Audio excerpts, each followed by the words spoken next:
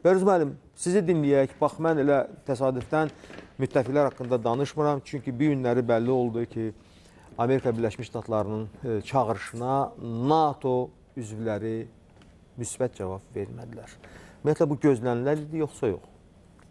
Təşəkkür edirəm. Əslində, bu müharibənin gedişində ilkin olaraq Britaniyanın, Fransanın nümayiş etdirdiyi mövqe, o cümlədən Türkiyənin NATO'nun ən güclü quru qoşunlarına sahib dövlətlərindən biri kimi Türkiyənin mövqeyi onu deməyə əsas verirdi ki, Qərb bu prosesdə bir mənalı şəkildə təmərküzləşmə və yaxud vahid hərəkət imkanına malik olmayacaq.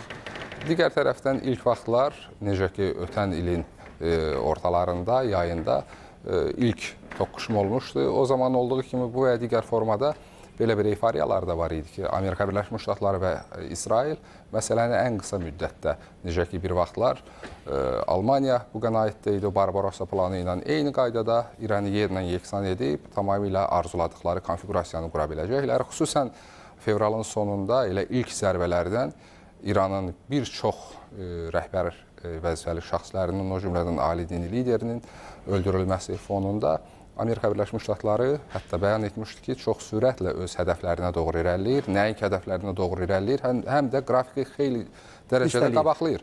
Amma proseslərin gedişatı göstərdi ki, əslində vəziyyət görüldüyü qədər də sadə deyil. Və həmçinin İraq, nə İraqa, eyni zamanda nə Liviyaya, nə hansısa digər bölgələrə, Əfqanistana bənzəmir. Oturuşmuş sistem, eyni zamanda hansısa formada burada proseslərin indiyə qədər kənar təsirlərinin altına keçməməsində formalaşan bir konfigurasiya. Bunların hamısı təbii ki, vəziyyəti köklü surətdə bölgədə hücum edən dövlətlərin lehinə dəyişmədi. Eyni zamanda Birləşmiş Ştatlarla buna qədər, bu müharibəyə qədər, xüsusən Tramp hakimiyyəti dövründə Avropa İttifaqı ilə münasibətlərin bu və ya digər formada gərginləşməsi, Britaniya ilə münasibətlərdə fikir ayrılıqlarının meydana çıxması, ilk vaxtlar Britaniyanın öz hərbi bazalarından mümkün qədər istifadə olunmasına imkan verməməsi kimi amillər əslində indiki məqamını gəlib çatacağını deməyə əsas verirdi. Yəni, hazırda bu müharibə şərq-qərb bütövlükdə qütblərinin, şimal-cənub qütblərinin eyni zamanda yox, həm də müharibəsi kimi qiymətləndirilmir indiki halda. Ən azından İran, İsrail və Amerika Birləşmiş Ştatları arasında davam edən proses. Bu, daha çox İsrail ətrafında möhkəmlənən və eyni zamanda İran-İsrail toqquşması, İran-İsrail qarşıdurmasının uzantılarından ibarət olan bir hibrid savaşa keçib. İnformasiya mərhələsinə, hibrid mərhələsinə qədəm qoyub çox gərgin informasiya müharibəsi gedir. Amma bir daha deyirik, İstənilən halda biz burada kollektiv qərbin, yəni NATO'nun, daha konkretləşsək, NATO'nun İranla müharibəsi kimi dəyərləndirilməsi üçün hələ ki bir əsas görürük. Aydındır. Bəli, yəni dövlətlərin ümumiyyətlə ayrı-ayrılıqda özlərinin münasibəti var, sonra tez-tez bəyanatlar səsləndirilir, digər tərəfdən gözləntilər də var ki, bəli, bu və ya digər ölkə deyəsən artıq qərar qəbul edir ki, bu proseslərə əməli şərtlərlə münasibət bildirsin. Ancaq hələ ki, belə deyək, İran, onun ətrafında olan ərəb dövlətləri və digər tərəfdən də Amerika Birləşmiş Ştatları, İsrailin artıq meydanda olması şübhə doğurmur və hətta ərəb dövlətlərinin də mənə elə gəlir ki, proseslərə artıq qatılması bir iştirakçı kimi alınmır və çox güman ki, alınmayacaq. Çünki onlar da başa düşürlər ki, risklər həddən artıq böyükdür. Mən belə düşünürəm. Üstəlik, başlayanda da proses, İran da əvvəlcədən bəyan etmişdi ki, hədəfi ərəb dövlətləri deyil. Ərəb dövlətlərində yerləşən bazalardır. Hansı ki, İran əsaslandırırdı BMT Nizamnaməsinin 51-ci maddəsini özünün müdafiə hüququ kimi sərhədlərindən kənardakı təhdidləri məhv edir. Bu mənada İran dəfələrlə, istər İran prezidenti səviyyəsində, Xarici İşlər Naziri səviyyəsində hədəfin həmin ölkələri yox, həmin ölkələrdəki bazalar olduğunu bəyan etdiyi üçün düzdür.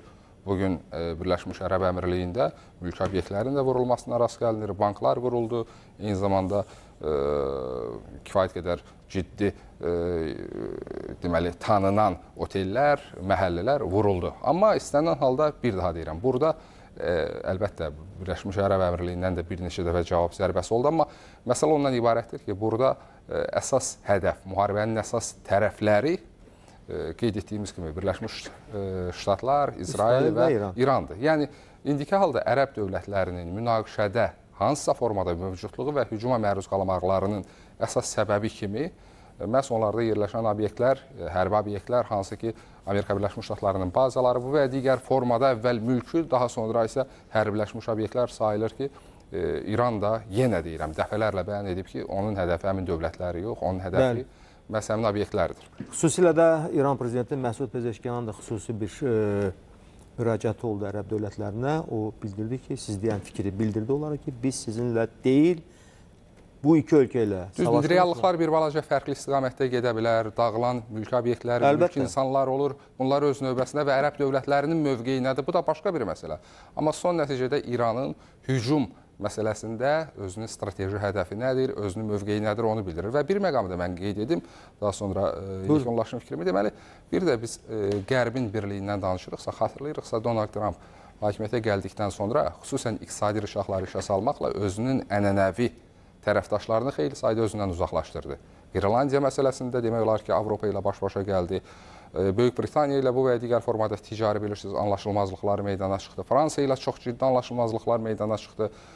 Çinlə münasibətləri təbii ki, aydın idi, proqnozlaşdırıla bilən idi, amma Avropa İttifaqı ilə bağlı kifayət qədər ciddi təhdid dolu bir siyasətin yürüdülməsi, Amerika Birləşmiş Ştatlarının artıq Avropanı müdafiə etmək istəmədiyini açıq şəkildə bəyan eləməsi fonunda bugün, bax bu müharibədə Amerika Birləşmiş Ştatlarının Avropa tərəfindən tək qoyulacağı ilə bağlı artıq proqnozlar vermək çətin deyil. Amma bu nə qədər sürəcək? Amerika Birləşmiş Ştatlarının təsir alətlərini işə salacaqmı? Hansı formada işə salacaq və kimlər onun yanında yer alacaq? Bu barədə danışmaq məncə tezdir. Fərz müəllim, İran çağırışlarını səsləndirib, bu çağırış sanki elə reallaşıb. Çünki bu günləri bəlli oldu ki, bayaqlarda biz məsələyə toxunduq. Heç kəs Amerika ilə İsrailin müttəfiqi olmaq istəmir bu müharibədə. Hətta NATO, belə deyək də, bir qərar vermiş ki, biz bu məsələyə qatılmırıq. Bu nə deməkdir? Yəni, biz indi belə olduğu halda elə bu gedişatla davamı görəcəyik, yoxsa başqa bir proseslər baş verə bilər. Bu bir. İkincisi də ki, istər-istəməz müharibələr əgər qüvvəsini saxlayırsa, avtomatik olaraq orada həm də diplomatiya fəaliyyət göstərir. Heç də labüd deyil ki, tək iştirakçı ölkələrin nümayəndələri olsun. Yəni, üçüncü dövlətlər də var, vasitəçi olmaq istəyənlər də var. Bəllidir ki, artıq Donald Trump İtaliyanın vasitəsilə 2 dəfə müraciət eləmişdi ki, İranla danışıqlara başlasınlar. Amma rəsmi Tehran bu təklifi rədd edib. Bu yaxında, bu günlərdə mən Elçi müəllimlə tam razıyam ki, indi İsrail tərəfi deyir ki, Pesach bayramına qədər davam eləyəcəyik və s. Bəlli deyil. Çünki İsrailin özünün də imkanları və potensialı tükənir. Raket imkanlarından söhbət gedir. Və hələ ki, cəbhəxana boşdur. Danışıqlar bu vəziyyətdə baş tuta bilər, yoxsa yox? Əslində, hazırda vəziyyət İran Xarici İşlər Nazirliyinin sözçüsünün bəyan elədiyi qədər sadə deyil. Müraciət etdiyim, kimlərsə qoşulmasın və s. Bilirsiniz, qlobal nəzəriyyə, müharibə nəzəriyyəsinin bir müharibə enerjisi adlı istiqaməti var. Nədir? İkinci Dünya müharibəsindən sonra faktiki olaraq soyuq müharibə, ardınca çoxsaylı digər bu və ya digər formada çox ciddi həddə keçməyən, 2-3 dövlətdən o yana keçməyən qarşı durmaları çıxsaq, köklü müharibə enerjisi toplanır. Və sadəcə həmin enerji bugün daha gərgin, daha kritik bölgələrdən çıxır. Yəni, bu o deməkdir ki, faktiki olaraq dünya yeni ayrıcı xətlər, yeni bölünmə vektoruna gəlib çıxıb. Yəni, indiki məqamda ən uzun müddət davam edən münaqişə, hansı ki, müharibə səviyyəsinə keçməmişdi, amma qarşılıqlı olaraq təhdidlər davam edirdi. Məhz yaxın şərqdəki İran-İsrail istiqaməti idi ki, həmin o müharibə enerjisi gəlib o konfigurasiyaya gətirib oradan çıxardı. Bilirsiniz, bu günlərin biz artıq fərqli aspektlərdən, fərqli trayektoriyalara şahidlik edirik. Məsələn, Rusiya, Çin, Şimali Koreya istiqamətlərində artıq bu və ya digər formada bir siyasi xəttin formalaşdığını görməmək mümkün deyil. Hansısa formada onlar indi münaqişədə hansısa formada iştirak edir, etmir, bu başqa sual. Digər tərəfdən eyni zamanda artıq Britaniya əgər ilkin razılığını verirsə ki, Amerika Birləşmiş Ştatları hansısa formada onun bazalarından istifadə edə bilər, bu da özü vəziyyətin dəyişməsidir. Yəni, indiki halda biz daha çox bu münaqişəyə 2-3 dövlət arasında qarşıdurma yox, bütövlükdə qütblər arası qarşıdurma kimi baxmalıyıq. Məsələn, Azərbaycan zamanında dövlət başçımız çox müdrik hərəkət edərək zamanında müharibəni biz idarə edə bildiyimiz kimi müharibəni başa çatdıra da bildik. Prosesləri lehimizə dəyişib Cənubi Qafqazı platform olmaq o təhlükəsindən qurtardıq. Eyni münaqişə, eyni müharibə enerjisini biz Cənubi Qafqazda hiss edəcəkdik indiki məqamda. Əgər Azərbaycan və Ermənistan arasında qarşıdurmalar davam etsəydi və yaxud münaqişə dondurulmamış qalsaydı. Bəli, indiki məqamda bəli, əlbəttə İranla 12 günlük müharibəni biz xatırlayaq. Sonda yekun olaraq hamısı özünü qalib elan etdi və hamısı da bu prosesdən dırnaq arası xoşbəxt ayıldı. Amma əgər həmin dövrdə qalib müəyyənləşsəydi, bugün həmin münaqişə yenidən davam etməzdi. İndiki məqamda ortada beynəlxalq hüququn çox ciddi pozuntuları var. Beynəlxalq humanitar hüququn çox ciddi şəkildə pozuntuları var.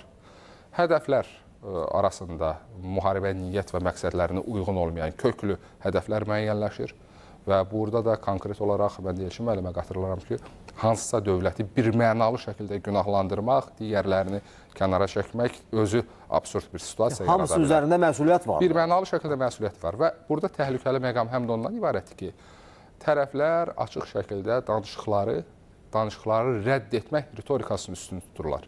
Məsələn, İran açıq formada bəyan edir ki, bizim Amerika Birləşmiş Ştatları ilə danışacaq mövzumuz yoxdur. Donald Trump əksinə bəyan edir ki, İranın müraciətləri olur bizə, biz danışmaq istəmirik. Misirin, Omanın, bilirsiniz, axır vaxtlar cəhdləri var. Bu cəhdlər hər hansı formada suya düşüb. Digər tərəfdən, bu və digər formada yaydan etibarən proksi qüvvələr faktiki olaraq, necə deyirlər, yatmışdı. Mən çox doğru şəkildə həmin o vəziyyəti ilə Pandora qutusu adlandırılması ilə çox razıyam. Artıq həmin o qruplaşmalar tamamilə fərqli aspektdən və tam fərqli konfigurasiyaya burada qarşılıqlı əməkdaşlıq şəraitində artıq onların meydana çıxdığına biz şahidlik edirik və bu əvvəlki dövrlərdən Livan ərazisindən Hizbullahın İsraili atəşə tutması, tək-tək atəş açması demək deyil. Bu artıq total müharibədir və proksi qüvvələrin müharibəyə qatılması bu artıq qaydasız müharibə deməkdir. Bilirsiniz, hazırda Livanın cənub hissəsi, eyni zamanda Livan paytaxtının cənub, şəhərin cənub hissəsi, Beyrutun, bəli, artıq bombalanır. Bu deməkdir ki, qarşıdurmanın əhatə dairəsi kifayət qədər böyüyüb. Kipr ətrafında bilirsiniz ki, müəyyən hərbi hərəkətlilik var. Bunlar hamısı Aralıq dənizinin belə bölgədə o müharibə zonasına çevrilmək elementlərini ortaya atır. Həmçinin, bilirsiniz, indiki məqamda bu mənada Çinin verdiyi bəyanatlar, Rusiyanın verdiyi bəyanatlar, Ukraynanın bu və ya digər formada proseslə bağlı ritorikası, İranın Ukraynaya münasibəti ritorikası əslində proseslər doğrudan da arzulanmadıq istiqamətdə irəliləyir. Nəinki yaxın zamanda proseslərin bitməsi. Yaxın zamanlarda İranın, əlbəttə mən inanıram ki, İranın bütün görünən obyektlərini məhv etmək mümkündür. O texnologiya görünən obyektləri imkan verəcək, amma İrana Əfqanistan kimi qüvvələr, müttəfiqlər girə bilərmi? Yox. Məsələ budur. Bəzən son 2 dəqiqəmiz qalır, zəhmət olmasa. Bax, yaxın şərqin gələcəyini necə görmək olar? Bax, indiki günün yüksəkliyindən. Əslində, indi yaxın şərqdə başlanan proseslər, arzulanan o prosesləri başlayanların planları arzu olunmaz istiqamətdə davam edir.